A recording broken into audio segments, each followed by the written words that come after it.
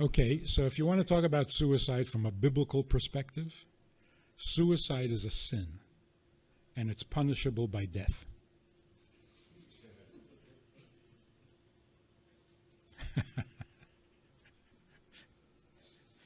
You're not allowed to kill yourself any more than you're allowed to kill anybody else. Isn't that an amazing concept? The amazing thing about it is your life doesn't belong to you. Oh, we all know nobody else's life belongs to you. But what about your own life? Belongs to you? You can do what you want with it? No. Suicide is a sin. Which means God gave you life, but he never gave it away. It's still his. And he wants it back in good shape, in good condition. So it's like a lease. You lease a car. Is it yours? You call it yours. Hey, see my new car? But is it really yours? It's yours in the sense that if it breaks, you're going to have to pay for it. That's about it. Other than that, it's not yours. So if you mess up your life, you're going to pay for it. Otherwise, it's not your life, which is an amazing concept. So, if we appreciate the difference between living and existing, if we get that clear in our minds, that existing can be pretty miserable just by its very nature, and it can get a lot worse, but life is not miserable by its nature and cannot become any worse. Maybe we get a handle on what suicide is. Every human being has a survival instinct. Every human being, without exception. So what about those people who kill themselves? Don't they have a survival instinct? They do. And they kill themselves because of their survival instinct. A person who kills himself does not hate himself. The person kills himself because he refuses to put up with the pain. Which means he's protecting himself. If I can't figure out how to get rid of the pain, then I'm going to kill myself, and that will stop the pain. So is he out to destroy himself? No, he's out to find relief. And if you're seeking relief, it's because you like yourself. The problem is that relief is permanent. Not a good idea. If we understand the difference between living and existing, then we understand that the pain that drives people to suicide is only in the side of existence. If you can have a life, even when your existence is painful, you're not allowed to end that life, because the life is more important than the existence. People say, if you know that the child who's going to be born will be crippled and have a miserable life, shouldn't you abort the child and save him all that grief? Others say, if you perform that abortion, you're a murderer. You killed the baby. Who's right?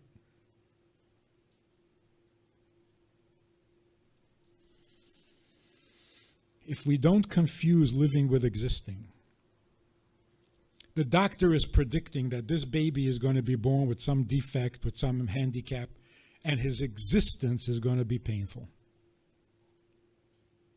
Does that justify an abortion?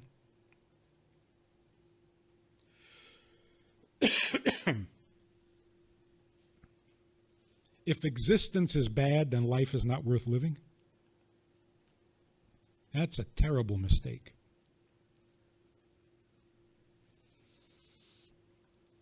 The person who commits suicide is choosing existence over living.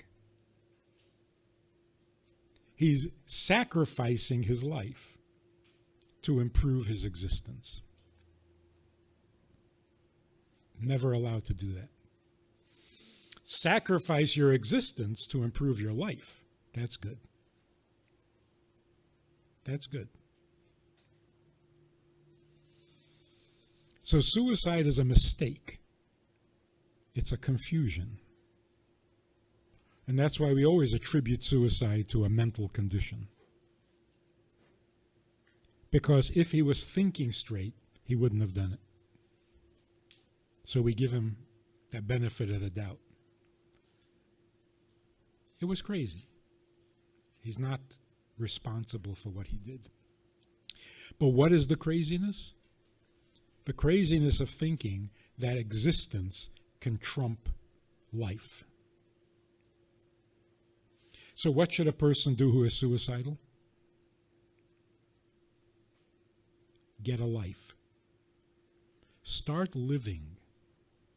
Find other people who are suicidal and help them. You won't be suicidal anymore.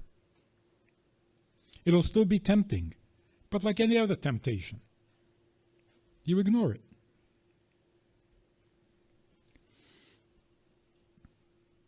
There was a case in Florida, if you remember, not so long ago. Terry Schiavo. Anybody remember that name?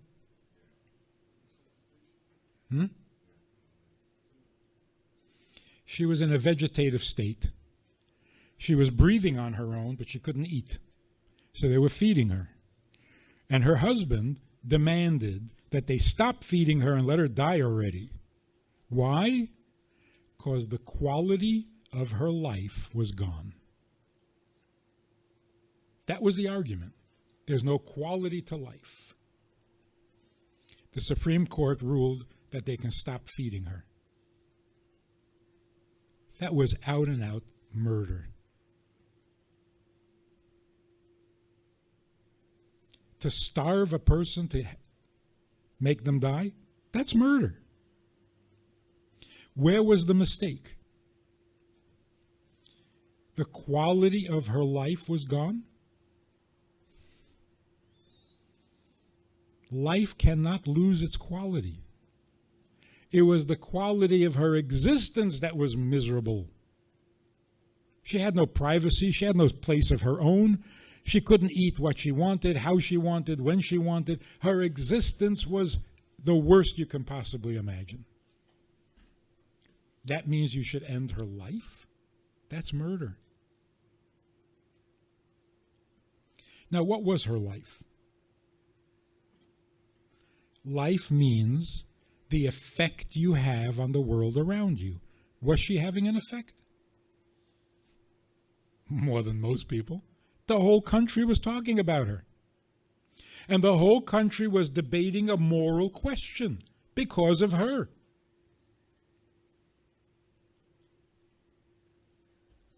She was having more of an effect than 1,000 rabbis with all their sermons.